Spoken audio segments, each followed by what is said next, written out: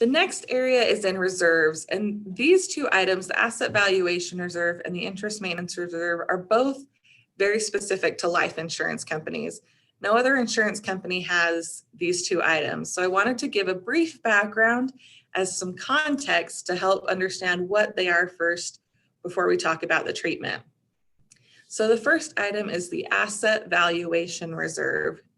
So this is a liability that's required to be established, and the intent is, as you can see here, is to offset potential credit-related investment losses. So think, if somebody's issued a bond and that company were to go bankrupt or to go under, this reserve is meant to help offset that potential loss.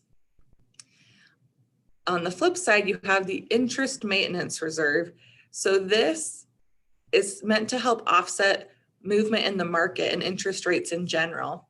And so what it does is it defers the recognition of any realized gain or loss, takes it out of the income statement in that given year, and it's amortized over time. The real intent with this interest maintenance reserve, which we'll refer to as IMR, is to discourage insurance companies from buying and selling their investments just to make money based on the current market. They want them to hold on to those because they have these long-term liabilities that they want to make sure are funded.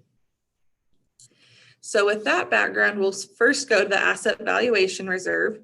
So like I mentioned, this is strictly a statutory and for life insurance. So you'll note for GAAP, this doesn't exist. So it comes off the books. But when it is initially recorded, it's based on the varying assets that a company holds, and there's a specific charge for each type of asset. And that calculation is what gets you to your reserve. So when it's recorded, the liability is booked and the offset is directly to surplus. So for GAAP, when you're unwinding that liability, the offset will also be right back to surplus. Now the interest maintenance reserve, because it's dealing with realized gains and losses that are in the income statement, it's not necessarily going to have an impact on surplus. So like for statutory, when you're booking this, like I mentioned, you'll back out the income statement activity for the year, and those gains and losses are transferred into this reserve. And then there's a schedule that will show how they're to be amortized over the life or over a certain amount of time. For GAAP purposes, again, it's just the reversing of the entry. So those realized gains and losses will be back in the income statement. The next item is reinsurance. Now, for most reinsurance contracts, the accounting will generally be the same between statutory and GAAP. The main difference comes in the presentation. So for statutory accounting, you're allowed to net the reinsurance activity. So the example we've given here is often when a reinsurance agreement is entered into, if the company is ceding a block of business, they'll take a reserve credit to reduce their reserves since they're no longer liable for those policies. And so they'll net that and show a net reserve number on the financial statements. For GAAP purposes, everything has to be grossed up. And so you wouldn't take a reserve credit. And if there were any recoverables or payables, those would all have to be presented at their gross amount. So it has the potential to make the balance sheet look a little bit inflated, but that is how it's required to be presented for GAAP. Moving on to leases, there's a pretty significant difference here. I think statutory accounting maybe makes it a little bit simpler than we see for GAAP. For statutory accounting, all leases are considered operating. So any lease expense runs through the income statement, and that's the end of the guidance.